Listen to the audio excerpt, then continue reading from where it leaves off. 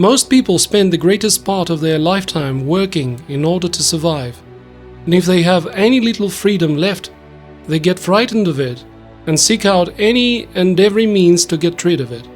Johann Goethe, The Sorrows of Jan Werther. Power available per worker and industrial efficiency have grown by an order of magnitude over the last 1.5 centuries of human history, whereas the population of the Earth has grown by 7 times only. Such significant changes in the area of engineering and technology are caused both by transition from the use of mainly muscle power of humans and animals to the use of technogenic energy, and by extremely rapid scientific and technological process.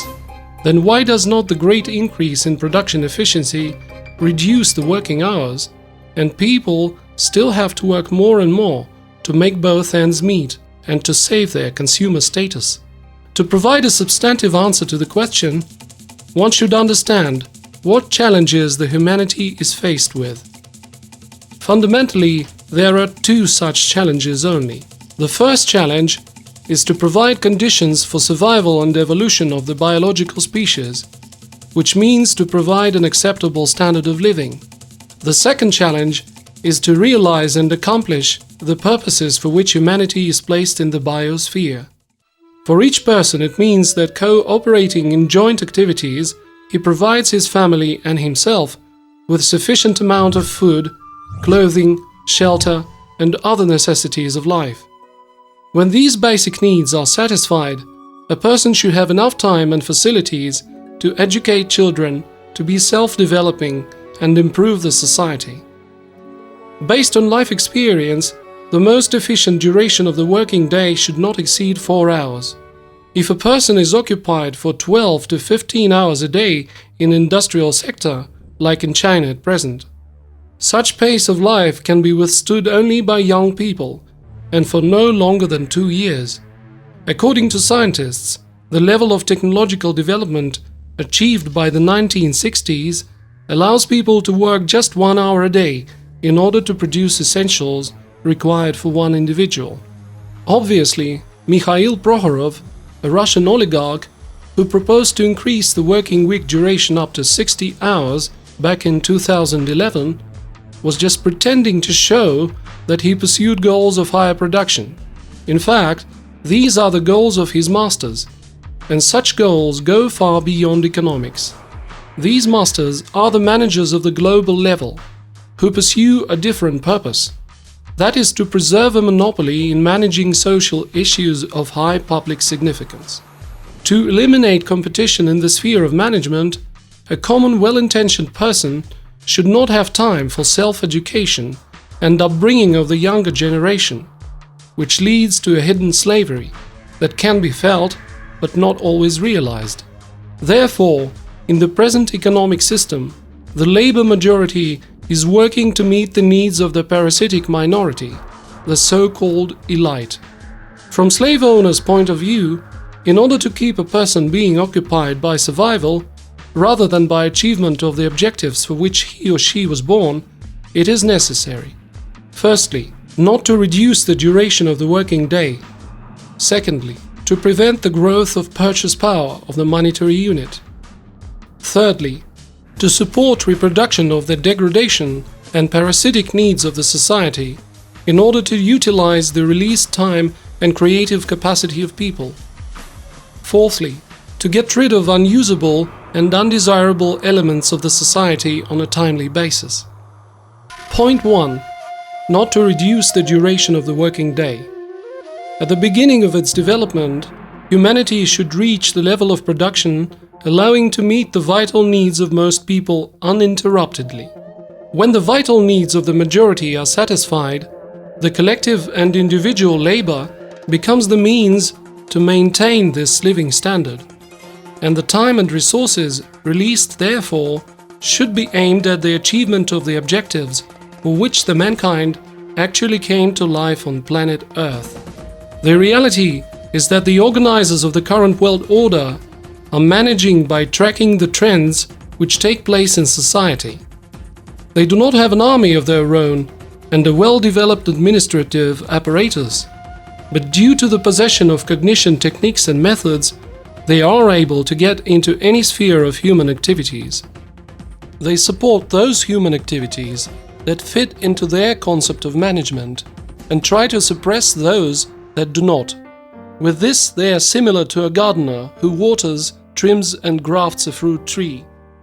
Let's see how the activity of the gardener, whose task is to perpetuate a full occupation of a man and therefore to prevent humans from fulfilling their purpose on earth, has been manifested in the global historical process.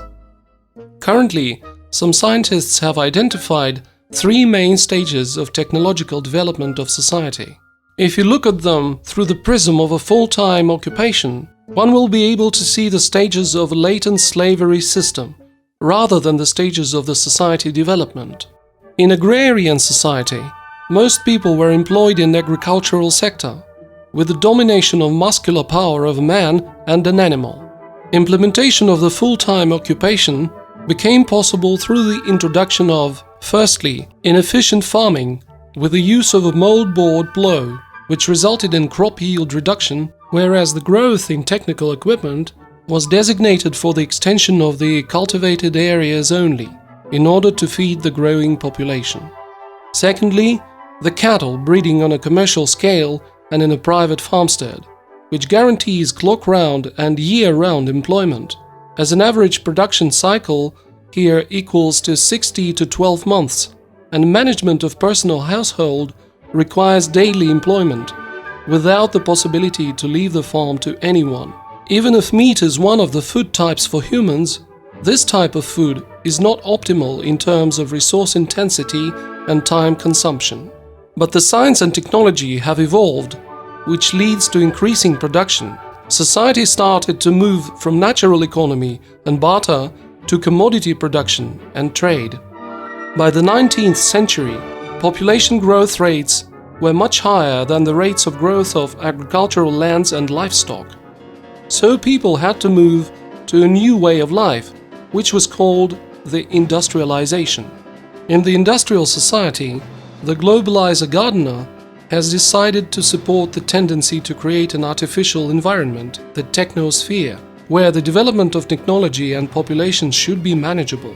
To control the spread of techniques and technologies, the historically formed academies of sciences and the law of copyright were invented, allowing for an exclusive access to knowledge. To control the population, most of its part must be concentrated on limited areas, where it is easy to take advantage of people and coin the money during the natural degeneration caused by the living in artificial environment.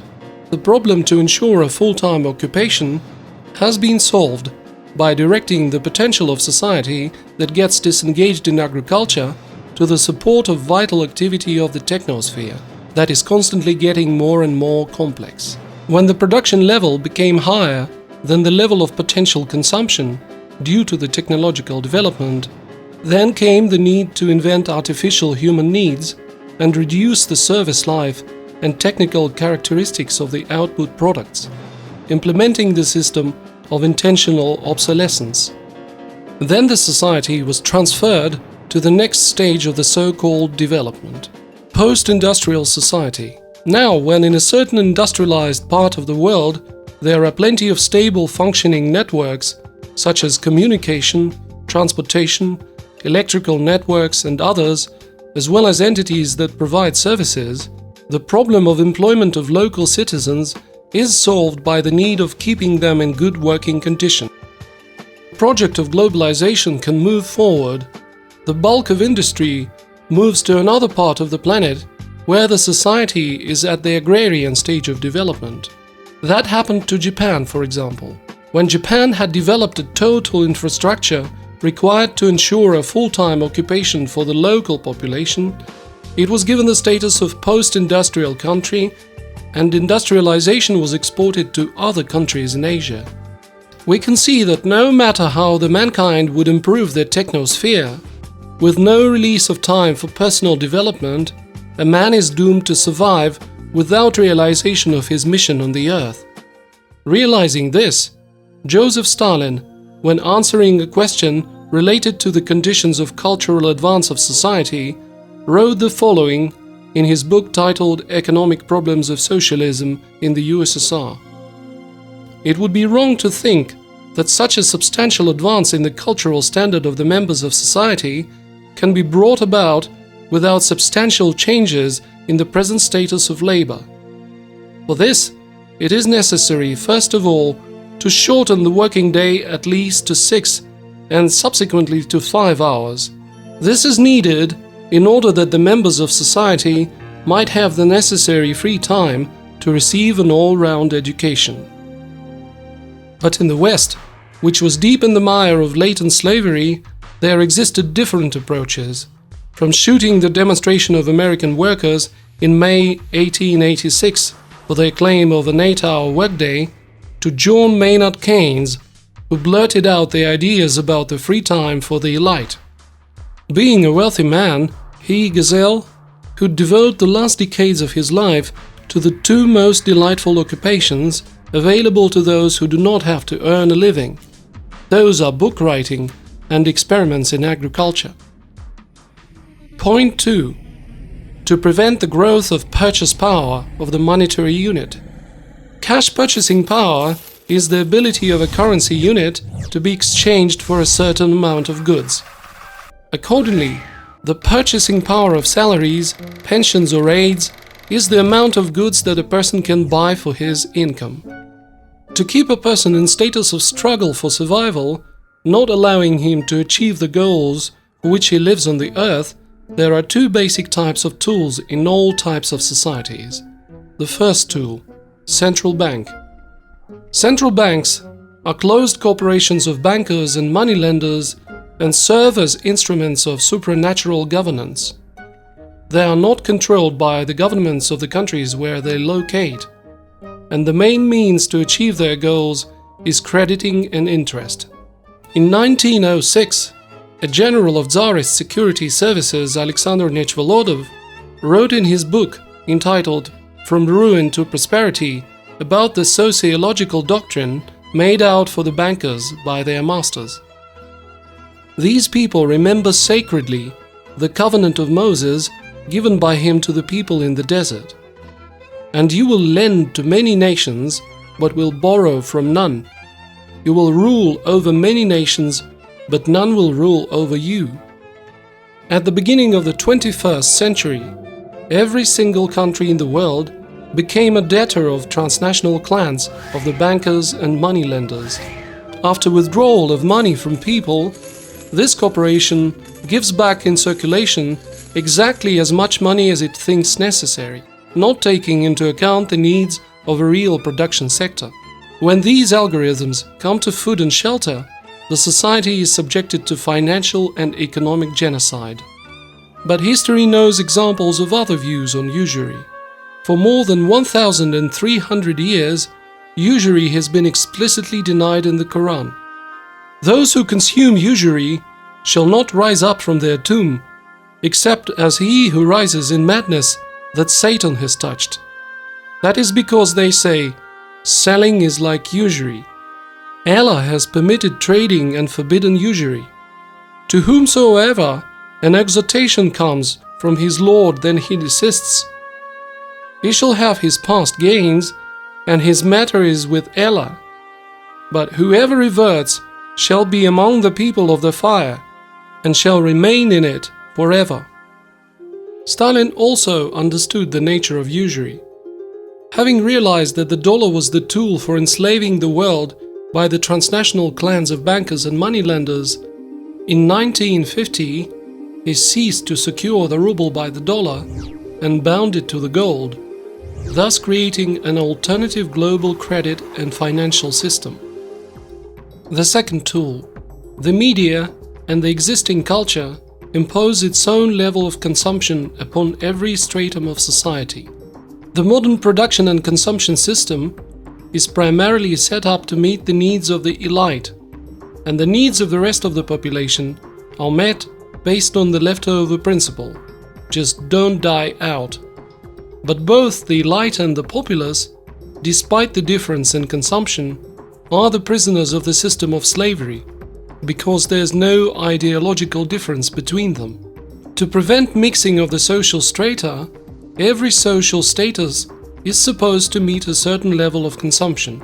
Thus, the entire society has found itself to be head over ears in debt, and the salary of the poor and the middle class suffices for approximately a month or two of consumption, which corresponds to the status. Point 3. To support reproduction of the degradation and parasitic needs in the society. If a person was able to earn money for an acceptable standard of living and free up some time, then in accordance with the notions of the slave owners, he has to devote all the free time to his own degradation. The reality is that all human needs can be divided into two classes. The demographic needs. If they are not satisfied, it won't be able to provide a comfortable life and upbringing of younger generations. Such needs are water, food, clothing, shelter, transportation, communication, education. The degradation and parasitic needs are the harmful factors such as depravity, alcohol, tobacco, other drugs and poisons, and other things that destroy the human psyche and genetics. It should be noted that during a thoughtless consumption race, some harmless products and services may also pose threat to health.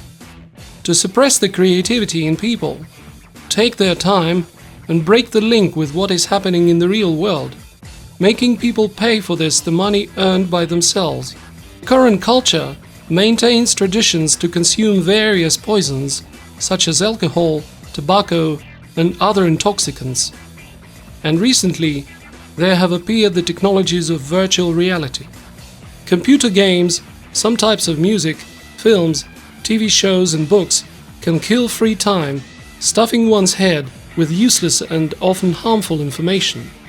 Today it is materialized in various gadgets, sufficiently compact and portable like cigarettes or a bottle of beer, that allows to keep an individual under the influence. Thus the slave owners get an opportunity to upload the information they need directly into the human unconscious mental levels, and gradually a man can lose the ability to distinguish between his own thoughts and those imposed on him from outside. Being deprived of creativity, a person begins to lose the meaning of life and happiness. He begins to run away from reality and to find the ways how to kill free time. At the same time, people who are free from the previously mentioned addictions often do not have enough time to evolve and educate their children. Point 4. To get rid of unusable and undesirable elements of the society on a timely basis. As for those people who were able to get away from the above-mentioned influence, they undergo physical liquidation. For example, uncontrolled or no longer needed leaders and politicians, undesirable writers and poets, unwanted public figures and scientists are neutralized by a wide range of activities, from outright terror and assassinations to duels and fights that are traditional for this or that culture. On the other hand, from time to time, the potential of the whole society is wasted in military conflicts, which kill the best representatives of society. Thus, two types of conflicts can be defined.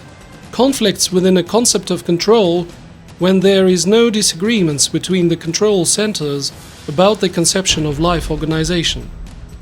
Conflicts between concepts of control, when each control center has its own vision of the future, and it is not willing to accept someone else's conception of life organization. The difference between them can be easily demonstrated by illustrative historical examples. For instance, many of the wars in Europe are called civil discord. In reality, it was just a slaughter of the undesirables. The strongest men were selected, being carriers of the best genetics. They have been trained and then led into battles. Maneuvering fights were considered to be a sign of weakness and cowardice, so it was preferable to fight head-on. Thus the potential of society was disposed, as the rear area did not always preserve the best representatives of the human race, both in their spiritual and physical characteristics. As a result, the potential of people gets shaven off, and at a historical moment, when the opportunity to accomplish another concept of life organization is open, there is no such people who are capable of doing it. Consequently, the process of latent slavery in society continues to flow in the same direction. Another matter is, when the war between the concepts of management is on, it is a life and death fight, because the goal is to eliminate the carriers of another concept of life organization. European generals were very surprised and unhappy about Russian Marshal Alexander Suvorov's maneuverable battles, but Suvorov could not behave otherwise because he followed a different concept. Let us summarize what was said earlier. The realization of the above-mentioned algorithm of a full-time occupation in the system of latent slavery allows to get out of its influence, and now there appear some objective prerequisites for it, namely, effect of the law of time, which excludes monopoly on knowledge, and all the secrets are supposed to go public, including the goals of the global managers. Consequently, the organizers of globalization, on the basis of biblical project of enslaving the humanity, lost their control over many processes in society, in which an alternatively encompassing concept of management came to life. However, we are not calling anyone for lounging, which also leads to degradation, but we claim that the production and distribution of products in the society should be focused on meeting the demographically required needs of the majority of people, but not the selfish desires of small clans of the elite. In our century, we have a unique opportunity to understand what is happening in the life of earthly civilization and start to master the potential of its development. The mankind can give up on psychology of survival and choose the way of achievement of goals set on us from on high. If people ignore this opportunity, the humanity potential can be utilized again either as a result of biospheric catastrophe or in a global military conflict, the ground for which is diligently prepared by the rulers of the biblical West. Reconsideration of his life goals and arranging them in the order of priority will help each man to control the organization of his life, and will let people know which way the humanity will go in general, either the way of survival in fight with the biosphere of the earth, or the way to provide demographically required needs to everyone, followed by the development of the capacity to achieve the objectives for which the humanity exists on the earth. Humans running through their lives, sparing no feet, home and work, work and home, making their ends meet, taking days off for more breathing, holidays for run, aging, pensions, breathless living, is it where you run? Were you born for these intentions? Did you live for this? Waited hopefully for blessing, studied, dreamed, believed? If you did not, then slow down. Take time as you can, and start over being righteous as a brand new man.